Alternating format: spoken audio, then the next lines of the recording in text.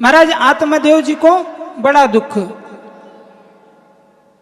अगर वो गली में निकलते तो लोग अपने घर के दरवाजे बंद कर लेते, जबकि नियम तो ऐसा है कि अगर यदि कोई ब्राह्मण दिखे, कोई संत दिखे तो दरवाजा खोलकर और प्रणाम करना चाहिए, उनके दर्शन करना चाहिए।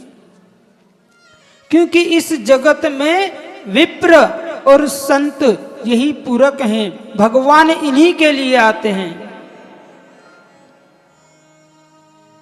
विप्र, संत, गौ माता, यह अगर हमारे दरवाजे के सामने से निकले, पहले तो गौधुली बेला, जिसको गौधुली बेला कहते हैं, गौधुली मतलब गौ का दूध निकालना, गौ धुनी नहीं, गौ धुली, कि गौ माता जब पहले चर कर आती थी तो गांव के बाहर धूल उड़ती थी।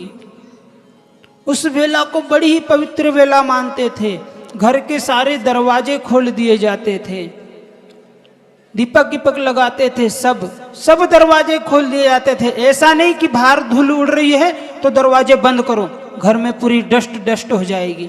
आजकल तो अगर बाहर थोड़ी बहुत धूल उड़ रही हो तो बंद करो, सब खिड़की दरवाजे सब बंद कर दो, डस्ट हो जाएगी घर में। पहले गौ माता जब आती थी, निकलती थी तो बहुत डस्ट उड़ती थी सरकार, और वो डस्ट जिन जिन पर उड़ती थी ना, वो पवित्र हो जाते थे, उनमें एक अलग तेज आता था। पहले की माताएं और भाई ये डेंटिंग पेंटिंग नहीं करवाते थे, पहले ये डेंटिंग पेंटिंग की दुकानें नहीं थी, पेंटर लोग ही नहीं मिलते थे। ये मानव पेंटिंग की दुकानें खुली है ना जगह जगह, ये दुकानें होती नहीं थी पहले, मगर फिर भी पहले की हमारी माताओं का, हमारे भाइयों का तेज देखने लायक होता था।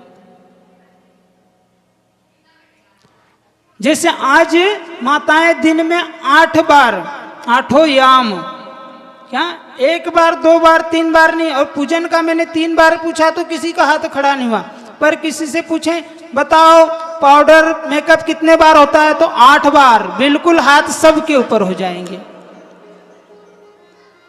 8 याम मेकअप होता है ये डेंटिंग पेंटिंग, पर पहले ऐसा नहीं होता था।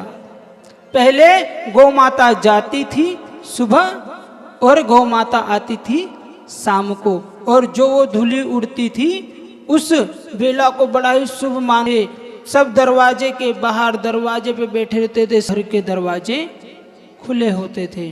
तो वो गौ माता भी, महाराज मैं तो इतना पापी हूं कि जो गौ माता दूसरे को पवित्र करती है, मेरे पाप के कारण वो भी नहीं फल पाती। आत्मदेव जी अपने मन में इतनी ग्लानि करते हैं कि जग को पावन करने वाली गौ माता, जिसके लिए भगवान भी आते हैं पृथ्वी पर।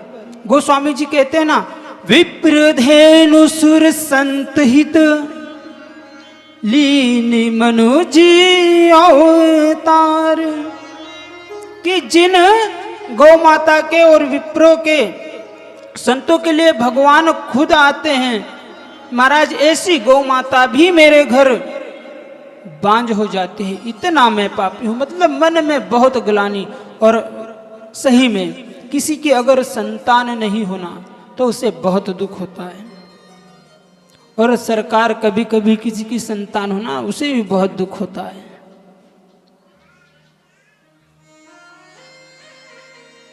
आत्मदेव जी दुखी होकर के अपने आप को ग्लानि महसूस करते हैं, और वो कहते हैं ऐसे जीवन से तो मरना ही बेहतर है। तो उन्होंने अपने देह त्याग के भावना से घर का त्याग कर दिया, और जाकर वन में, निर्जन वन में एक वृक्ष के पेड़ के नीचे बैठकर रोने लगे, अपने बीते दिनों को याद करके।